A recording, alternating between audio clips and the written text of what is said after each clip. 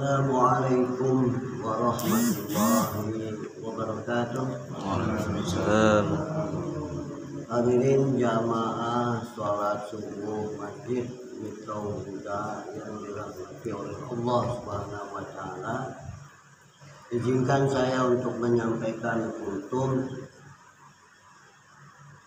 Saya telah mendapatkan pencerahan dari kuliah umum Fakultas Hukum Universitas Bandar Lampung, pencerahan yang berkaitan dengan penanaman nilai-nilai integritas moral, agama, budaya, dalam arti kesesuaian, keselarasan sesuai dengan aturan-aturan hukum dan kesesuaian dengan moral kaitan dengan kejujuran, perbuatan yang benar, tidak batil, anti korupsi. Memang perbuatan korupsi ini akan selalu dilakukan oleh orang-orang tertentu yang mempunyai kewenangan, bisa karena ada tekanan hedonistik gaya hidup, tekanan keluarga, atau tekanan atasan kepada bawahan, bisa terjadi korupsi. Nah ini bagaimanapun harus ditanamkan. Ya, kata saya korupsi ini akan terjadi sampai masuk kubur, hatta zurtumul maqabir, karena ada nafsu-nafsu dan bisikan-bisikan setan di sini, godaannya. Ya, ini korupsi itu melakukan perbuatan ya untuk mendapatkan harta yang tidak sah, tidak legal menurut aturan hukum dan aturan agama. Korupsi bisa terjadi di segala lini, ya, mempunyai kewenangan baik yang di PNS, ASN maupun juga di swasta. Di swasta juga bisa terjadi karena ingin mendapatkan proyek dengan cara riswah, penyuapan supaya lancar. Ya, nah ini budaya-budaya ini yang selalu artinya ada penyuapan, penyubukan. Ya, nah ini bisa terjadi. Ini bagaimanapun harus ada penegakan penerapan hukum anti korupsi. Bahkan korupsi ini juga bisa korupsi waktu. Jam kerjanya dikurangi. Kalau dia ngajar, artinya jamnya, waktunya dia kurang. Nah ini masuk juga korupsi waktu. Bisa terjadi di mana-mana. Ya ini itu kalau terbukti artinya sesuai dengan penyelidikan akan kena sanksi hukum. Ini yang mempunyai kewenangan, ya. Ya ini banyak artinya yang sudah dihukum. Ini kata Dr. Insinyur Wawan Wardiana MT, ya, Deputi Pemberantasan Korupsi, ya, termasuk advokat juga yang dihukum, pengacara, jaksa, hakim, polisi yang terkait dengan ini tetap diperiksa juga, tetap diproses secara hukum juga.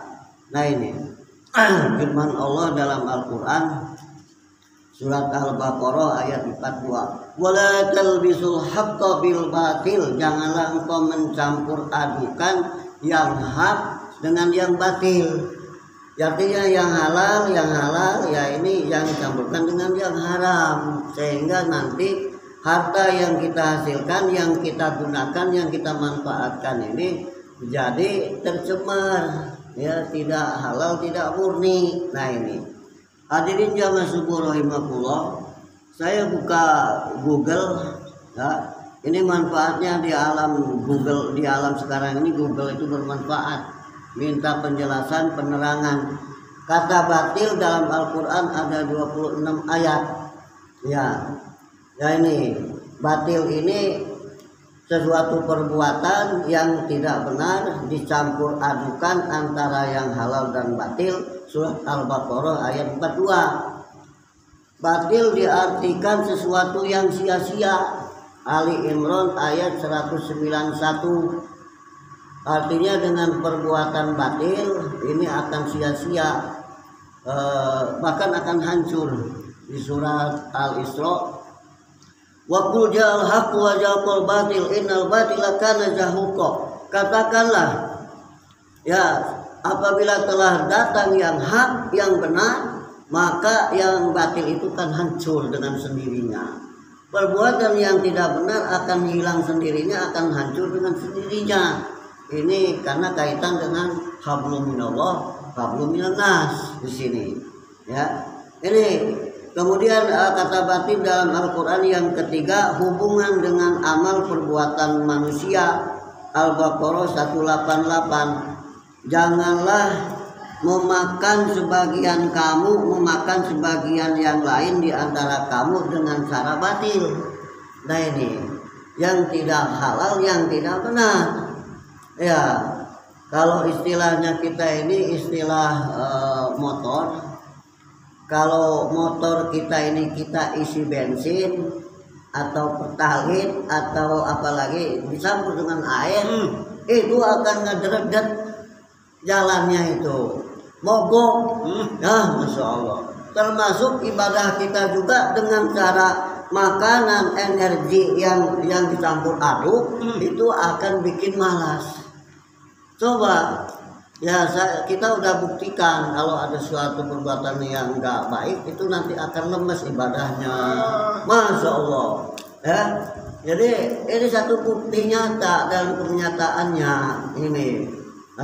Ya ini makanan dicampur aduk, insya Allah nanti energi yang dihasilkan itu tidak menghasilkan perbuatan yang baik. Nah di sini ada akibat. Coba ini sama-sama kita kita amati, kita buktikan terhadap perbuatan kita. Masya Allah. Ya, ada sanksi akibat di dunia, ada sanksi di akhirat. Setelah masuk kubur. Kalau di dunia ini gampang aja, ambil saja, silakan ambil. Tapi semua nanti ada saringan. Ya, kalau penegak hukum di dunia ini polisi, penyelidikan, udah itu masuk ke jaksa, JPU, jaksa penuntut umum, nanti hakim akan memutuskan, mempertimbangkan. Di akhirat juga ada hakim yang adil, ada jaksa agung yang adil, ada juga penyidik yang adil juga. Kalau dunia ini bisa terjadi tidak adil semuanya, bisa terjadi ada yang adil, ada yang tidak. Nah ini nanti sama-sama kita buktikan kenyataannya bagaimana di dunia, bagaimana nanti di akhirat. Yaitu ya wa may ya'mal misqala